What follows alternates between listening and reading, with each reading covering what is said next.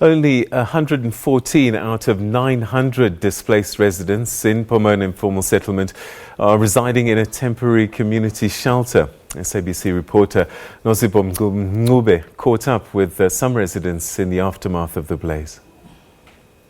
A very good afternoon to you at home as well as in studio. We're here at John Barabal Community Hall in Benoni, the east of Johannesburg, where a lot of the residents at Pomona informal settlements have, been staying here for the past night after the fire that took place on Monday evening. But to speak to me about their stay so far, I have with me Sis Lizzie and Sis Jacqueline.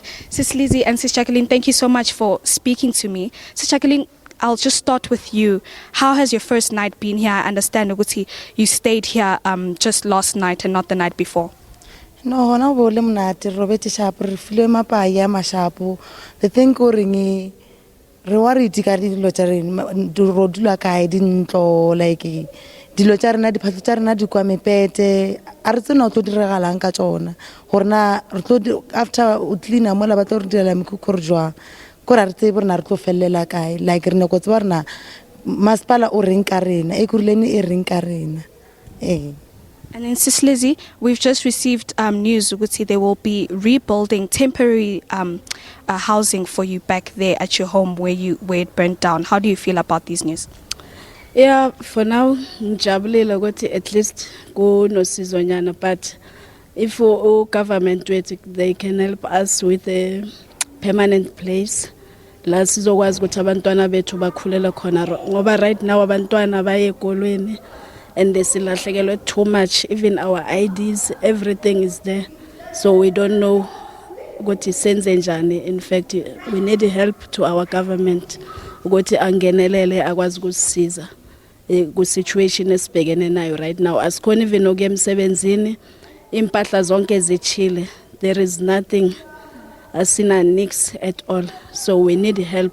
At least to government wethu asibonelele ngoba siyavota each and every time makuvotwa, but asiphumeleli kuloko. So this time isicela government asisupport kakhulu. We really need help. Sis Jacqueline, do you feel the same way as Sis Lizzie with regards to permanent housing? Uzizwa njani ngaleyo nto?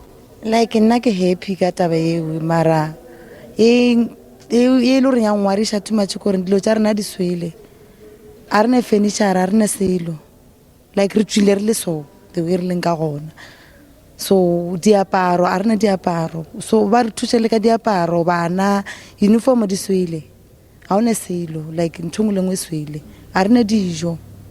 Grocery nix ha ona nix. Speaking of abantwana and your children, schools opened yesterday. So what happened yesterday when schools were opening? Where are your children right now? Bana ba gona re na le bona mo holong a se ba gono ya sekolo cause uniform di swele, so a ba sekolong a no ntwe re ka idira. Yeah, abantwana bakhona sinabo la kule ndawo esekuyo, abanye bale Pomona.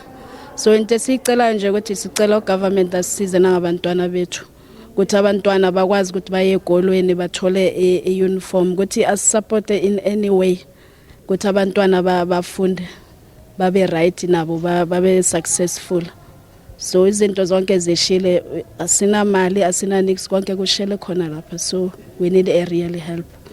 Thank you so much.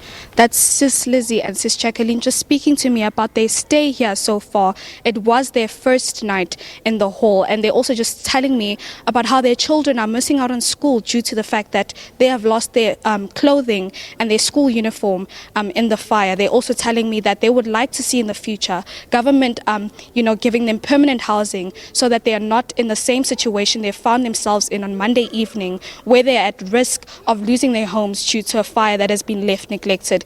We have spoken to the EMS spokesperson, William Clady, who has told us that there are almost 114 people currently staying in this community hall. We know that there were 3 community halls allocated for the residents that were staying in Pomona, but only 114 of them, moved into the community hall. So the other 2 community halls are vacant currently.